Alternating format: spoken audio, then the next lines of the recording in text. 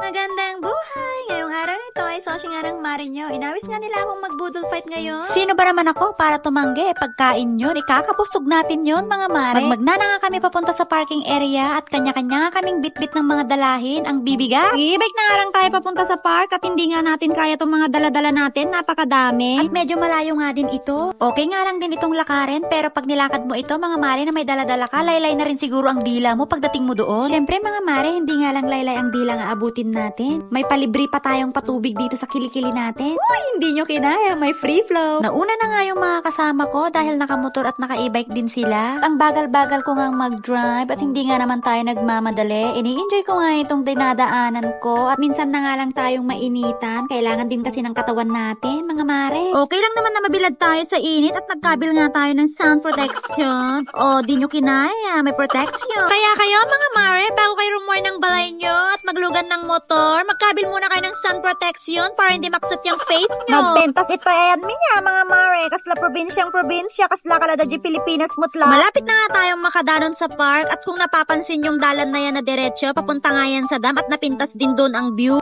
Ngamhamat doon yung papanan natin. Ken Maysa, medyo far day dyan. Nagarti, far, adayula day dyan. Tapos biglang ag-shutdown day to'y Mustang tayo, di awanin. Sa wakas, nakarating na nga tayo dito sa park at dapay nakitak ijay igid nga agdi-date kat sana all out. Pero madikmot amo, no check mo, wino Pilipino diyan. Nakarating na nga tayo at nagisagana na nga kami ng lulutuin namin. Pero bago ang lahat, inyawat ko nga muna itong regalo sa beshiwap ko. Yes.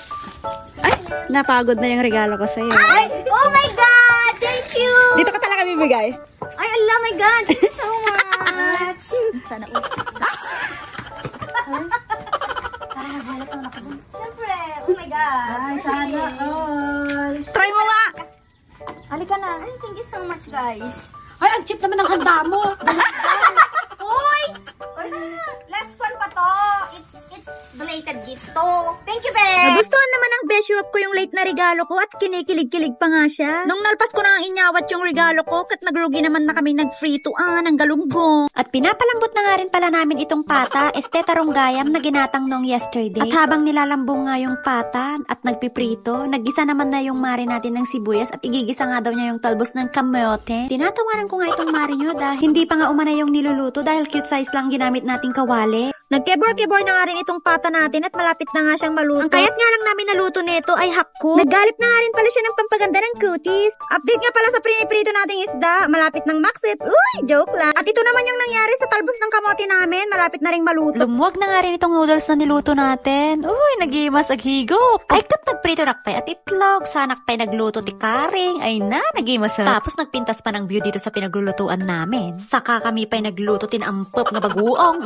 Kat dati nga rin ti dumadaloy ti dugo ti Ilocano. 5% nga dara, 95% nga bago. Ay, kat nung nalpas na kami nagluto, akat nagready na rin kami ng mga ibubudol fight namin. Nung nalpas na nga kami nagready, nirogyan na rin namin ang pagkain. Naimas nga talaga no, kasi lang ti si Daon ma. Tapos nagkamot-kamot pa tayo. Huwag nyo nga pansinin mga mare kung bakit nasa kanya lahat yung talong. Ang sabi nga niya kanina, half cook lang dapat ang pagluto nito. Pero sa pagkakatansya ko mga mare, 3/4 lang ang pagkaluto nito. Napakatigas pa, kambing tayo ngayon. Nalpas na nga kami na nga, nag-ayam muna ako dito sa slide para bumaba yung kinnan ko. Nagragsak nga ang heart ko dyan at nakapaglaro ulit ako. Nakakamiss kasi maging bata at isinaruno ko na ang paglaruan itong carousel. Oh, shoot, tama nga mare, kakaiba yung carousel ng Taiwan this spring. At napagdesisyon na nga kami, naagawid na nga kami mga mare at medyo mainit na talaga. Ay, katingting nga ano ng aldaw, nagsilang pa yung muging ko dyan. Oh, nagpipintas yung mga kadwa ko no. Resyakmot uy, nagpiling. Alam nyo, mga mare, may kuikwento lang ako. Itong Mustang nga pala namin, ang pangalan niya ay Katsi. Charit! At baka nga magtaka kayo, mga mare, kung bakit Katsi, Kat at saka Trixie nga pala yan. Take note, mga mare, dinawat ko nga lang yung e-bike na yan dahil napuskol ang rope ako at nagawid naman na yung nagmamay-ari. Sinukatan din namin ng battery kasi hindi naman na siya makatakbo. At halatang nabandog na rin nga itong Mustang natin, mga mare, pati nga signal light, nagkaroon na rin ng stiffnick, tapos headlight, pundi na rin. Di bale, may pangmalakasan naman tayong flashlight. Hanggang dito na lang. Bye!